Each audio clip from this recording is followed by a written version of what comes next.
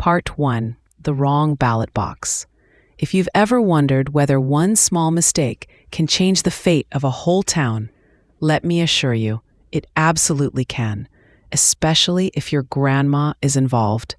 My name's Josh. I'm 29, freelance graphic designer, meaning mostly unemployed, and I live in Pella, Iowa. You know the town: tulips, windmills, small town charm, and absolutely no business being on the front page of national news.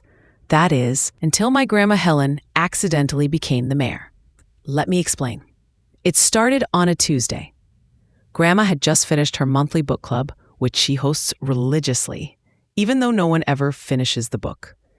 That day they were discussing a 600-page historical novel that she claims was too dry to deserve an ending. "Josh," she said, shuffling through a stack of junk mail, "be a dear and drop this envelope off at the mailbox by Hy-Vee, would you?" "Sure." I mumbled, grabbing it without looking. I had just finished designing a logo for a bakery that didn't exist yet. My brain was mostly frosting and burnout. Here's the thing. There are 2 mailboxes near Hy-Vee. One is blue and says USPS. The other is brown, locked, and says City of Pella Local Elections Dropbox. Guess which one I used? 3 weeks later, we got the letter. "Congratulations, Helen M. Barlow," it read. "Your candidacy for mayor of Pella has been accepted. You will appear on the November ballot." Grandma squinted at the paper, then looked at me. "Josh, what the devil did you drop off?" I blinked. "Wasn't that your book club form?" She held up the envelope. It was still sealed. "This is the book club form." I felt my stomach sink. "Then what did I mail?" Grandma looked at me. Deadpan. "I think you just launched my political career." Most people faced with accidental political candidacy would panic. Not my grandma. She poured herself a cup of decaf, sat down at the kitchen table, and opened a fresh legal pad. "Well," she said, "we might as well not lose." Wait, I said. "You're going to run?" "Of course I am. I don't like backing out of things. And besides, I've got a few ideas." "Like what?" She took a sip of coffee. "All city council meetings should begin with snacks. No more dry crackers. I'm talking brownies, Josh. Brownies with nuts." I stared at her. She stared back. And just like that, my grandma's campaign for mayor was born. We made flyers. Well, I made flyers. She provided editorial input like, "Make the tulip in the logo sassier," and "Add sparkles, but only tasteful ones." She refused to do yard signs. "Too aggressive," she said. "We're going to win with cookies and charm." Our slogan? "Let Helen handle it." She added, "We'll say it like a threat, but with a smile." We created a Facebook page. Grandma didn't understand hashtags, but insisted on using them anyway. Helen 2024, Mayor with a Pie Plan, hashtag cookies over corruption. A week into her campaign, we got our first piece of hate mail. It was written in cursive so aggressive, I needed a magnifying glass. Grandma read it out loud, cackling the whole time. "Oh, Harold," she said. "Still mad about me beating you in Scrabble last year?" Turns out the existing mayor, Mayor Thompson, wasn't thrilled about being challenged by an octogenarian who once started a town-wide petition to bring back real whipped cream at the senior center. He called her candidacy a joke. Grandma, in response, baked a lemon meringue pie and delivered it to City Hall with a note. "Thought you could use something sweet to balance all that bitterness." By the end of the month, she had more followers than any other local candidate. A teen from the high school started posting videos of her campaign trail. One went viral, Grandma Helen telling a reporter, "I may be 84, but I still run this town. Just ask my bingo table." We started getting phone calls, interviews, even a podcast invite. I kept asking her, "Are we seriously doing this?" She always replied the same way. With great cookies comes great responsibility. And as we headed into the final stretch before the election, something terrifying began to happen. People started believing she could actually win. Part 2. Campaign Grandma. Campaign Grandma was born in a blaze of lemon meringue and local media. The day after her first viral moment, I may be 84, but I still run this town. Grandma Helen became a minor celebrity. People stopped her in the grocery store. Teens asked for selfies. A local reporter called her a chaotic force of calm. Whatever that meant, I was now her full-time campaign manager. Unpaid, exhausted, slightly terrified. "Josh," she said, spinning slowly in the office chair we bought for $7 from a garage sale. "We need strategy." "What kind of strategy?" She slapped down a list titled, "Things that annoy me and should be fixed." Items included street lights that buzz, city meetings with no food, that guy who always parks weird outside the library. "We'll start here," she said. We held our first public event in front of the old bandstand in the park. It wasn't really a rally. It was a pie and policy picnic. We set up a table with free baked goods and a stack of hand-drawn pamphlets titled Helen's Plan, kind of. People came, not a mob, more like a curious group of neighbors. She gave a speech, no microphone, no notes. "I'm not here to talk like a politician," she said. "I'm here to talk like your grandma. This town's got good bones, but its joints are rusty." Someone shouted, "What about the potholes on Maple?" She nodded. "Those holes have been there longer than some of your marriages. We'll fix them." Applause. Her opponent, Mayor Thompson, finally noticed. He held a press conference the next day to address unserious candidates. He called her campaign a distraction. She responded by mailing him a stress ball shaped like a tulip with a note, "Lighten up, Sugar Plum." We made merch. The high school art club helped us design t-shirts that said, "Let Helen handle it. Cookies over corruption. Mayor? More like Slayer." A local cafe created a limited edition latte, the Helen, sweet, strong, and slightly unpredictable.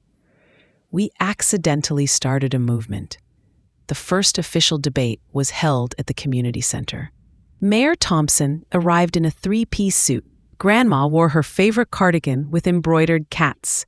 She refused to stand behind the podium. "Too stiff," she said, dragging her folding chair to the front of the stage. The moderator asked about zoning. Thompson rattled off a 90-second answer. Grandma said, "Zoning's fine, but what we need is unzoning, like a potluck, more mix, more flavor." She then handed out brownies. People clapped. By week's end, her face was on local news every night. Grandma refused to get a Twitter, but she dictated tweets to me. "Tell the people, if elected, I'll give every kid a day off school to read whatever they want. Also, more library hours. And donuts." One morning, she received a handwritten letter from a fourth grader named Daisy. "Dear Miss Helen, I hope you win. You make me laugh and you like pie. That's what a mayor should be." Grandma framed it, hung it next to her campaign calendar, which was mostly just sticky notes that said, "Bake, talk to voters, and remember to breathe." Election day drew near. Mayor Thompson held a fancy dinner at the golf club. Grandma held a pancake breakfast at the fire station. Thompson had jazz musicians. Grandma had the high school marching band, badly out of tune, joyfully enthusiastic.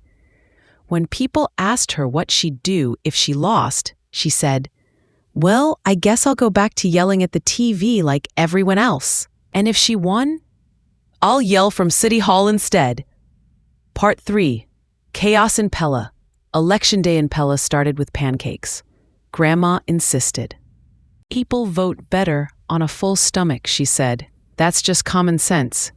We set up 2 griddles outside the senior center and served over 300 pancakes before noon. She hugged every person who showed up, whether they voted for her or not. Mayor Thompson made a speech outside City Hall. It ended when a dog stole his notes. I'm not saying that's what tipped the election, but I'm also not saying it didn't. At 8:42 p.m., the results came in. Helen M. Barlow, 67% of the vote. Mayor Thompson, 32%. 1% went to someone named Write-In Steve, who later admitted he just liked pens. When they announced the numbers at the American Legion Hall, Grandma was knitting a scarf. "They want me?" she asked. "They want you," I said. She put down the scarf. "Well then, let's go fix Pella." Her first day in office was not what you'd call traditional. She showed up at City Hall at 7:55 a.m. with a thermos of chamomile tea and a tray of snickerdoodles. The receptionist said, "Can I help you?" Grandma said, "I hope so, dear. I'm your new boss." By lunch, she had moved her desk to face the window. Better view. Also, I like to watch the squirrels. She implemented her first policy that afternoon. No more meetings without snacks. City Council resisted, briefly, until she brought in a bundt cake that made the town treasurer cry. Her second policy was a surprise. All city paperwork must be written in plain English. No more terms like Developmental Overlay Subcommittee. Grandma rewrote everything herself. She handed me a document titled Stuff We Gotta Do and People Who Said They'll Help. It made more sense than any other government document I'd ever read. On day 4, the Parks Department called. Someone had proposed replacing a 150-year-old ash tree in the square with 4 new parking spots. Grandma's reply, "Over my dead magnolia." She marched down to the square in her gardening hat and physically stood in front of the tree. 3 news stations showed up. A teenager live-streamed it. The clip went viral again. Caption, "Mayor blocks bulldozer, also brings lemonade." The tree stayed. By week 2, local businesses were naming things after her. The hardware store started carrying Helen's Tough Tape. The diner added the Mayor Melt to the menu, grilled cheese with extra sass. Someone crocheted her face onto a pot holder. She did not love that one.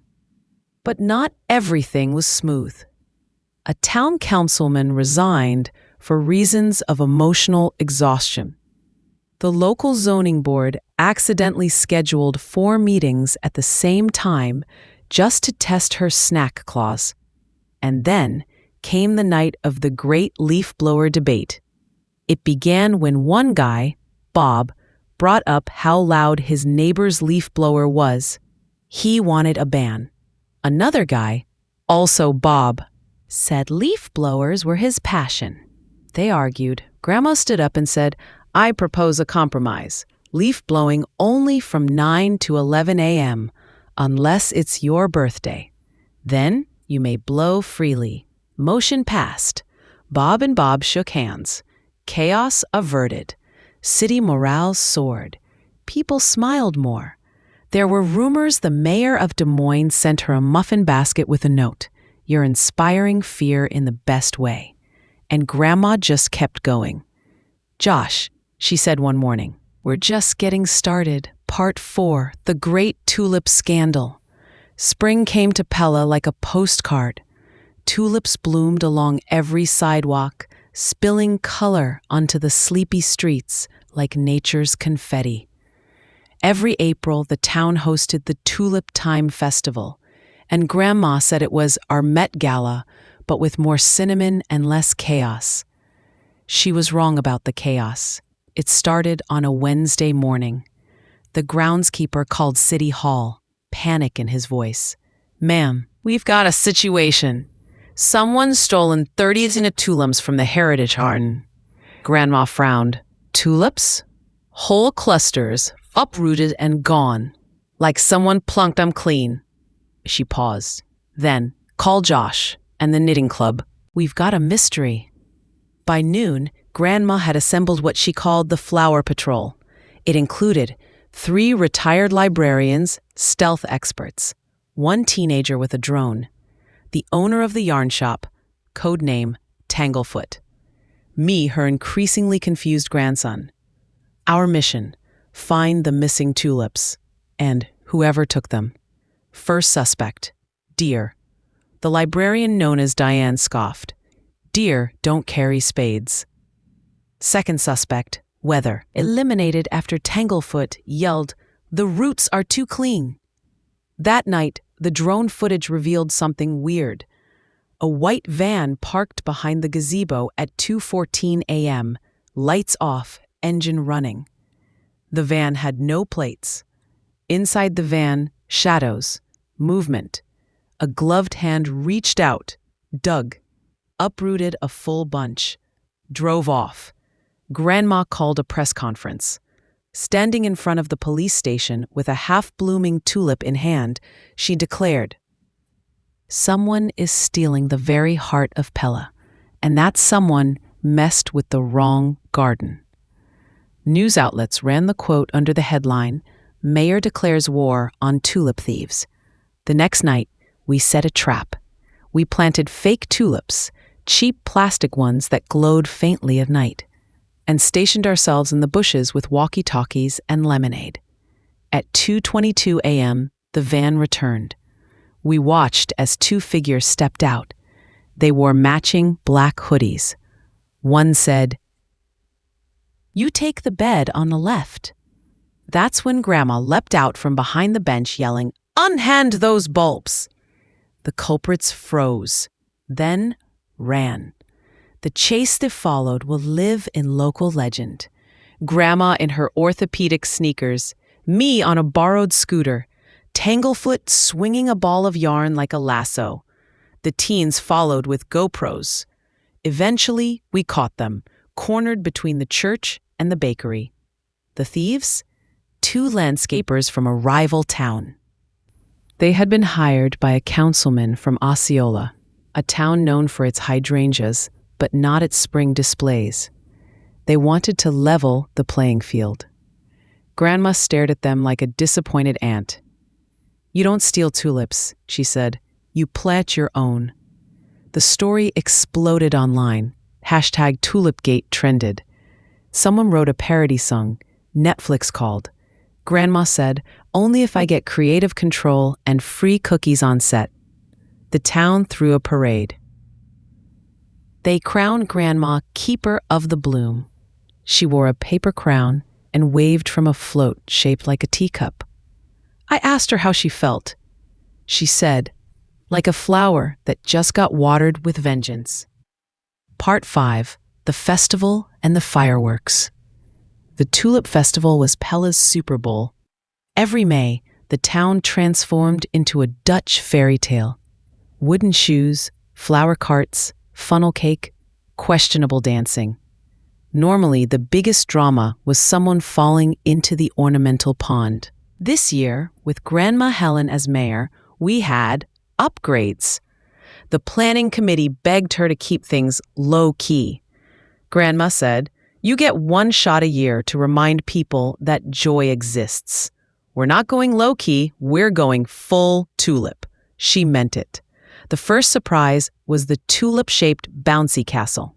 The second was the citywide bake-off, judged by Helen and 3 very opinionated third graders. And the third, the one no one saw coming, was the fireworks. It started innocently. I was ordering banners online when Grandma peeked over my shoulder. "While you're at it," she said, "get us a fireworks finale." I clicked a few links. A vendor named Big Bang Berries Explosives and Emporium offered a Patriot Mega Pack. It had stars, colors, giant sparkly dragons. I clicked Add to Cart. Delivery arrived 2 days later. One guy stepped off the truck, looked around, and said, "Where's the rest of your field?" That's when I realized we had enough fireworks for a small stadium. Grandma was unfazed. "We'll make it work. What's the worst that could happen?" Hint, never ask that. The festival started beautifully. Grandma cut the ribbon with golden shears borrowed from the Historical Society. There were booths, parades, clog dancing contests. I was manning the lemonade stand when I heard the marching band start playing Bohemian Rhapsody on brass. Grandma led the line, waving from a convertible golf cart with a crown made entirely of tulips and pipe cleaners. Then came nightfall. The field was packed. Lawn chairs, picnic blankets, kids with glow sticks. I set up the fireworks launch box. Grandma handed me a thermos of cocoa. "You got this," she said. "Make it sparkle." What followed cannot be described as a fireworks show. It was a fireworks experience. 10 seconds in, the sky turned purple, then gold, then something that may have legally been classified as dangerously enthusiastic. People screamed. People cheered. One man proposed. The finale lasted 7 straight minutes and caused 2 car alarms, 1 spontaneous line dance, and a bald eagle to circle overhead in awe.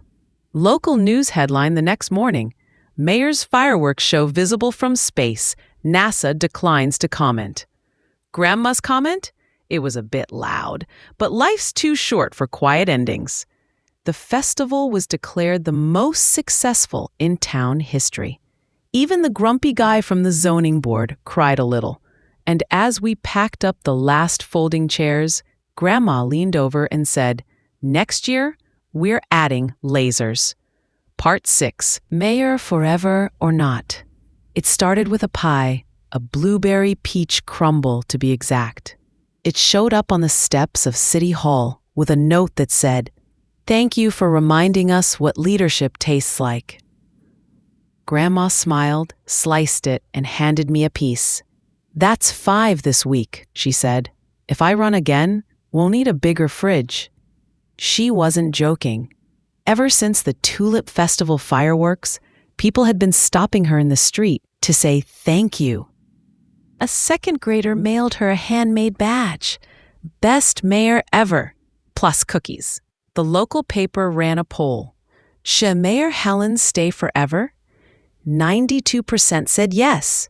3% said, as long as she brings pie. The other 5% turned out to be confused tourists. But Grandma surprised everyone one Tuesday morning. She called a press conference in the gazebo. I stood behind her with the backup cookies. She cleared her throat. "I've loved being your mayor, but I came into this job by accident, and I was planning to leave the same way, quietly, with cookies." Gasps from the crowd. "But," she said, raising a finger. Then I remembered that accidents are just opportunities wearing funny hats. Some laughter. "So," she continued, "I'll only run for re-election under one condition. I get to keep running things the weird way, the grandma way, with heart, with snacks, and yes, with fireworks." People clapped. Some cheered. One guy shouted, "What about the muffins?" She smiled. "Those too." Later that day, we sat in her backyard drinking iced tea. "Josh," she said, "you know what I learned?" "What?" "Sometimes the best leaders aren't the loudest. They're just the ones willing to show up and listen, and maybe hand you a cookie while you talk." I nodded. "You think you'll run again?" She smiled slyly. "I might. Or I might open a pie-themed escape room. Who knows?" Election day came again. No competition.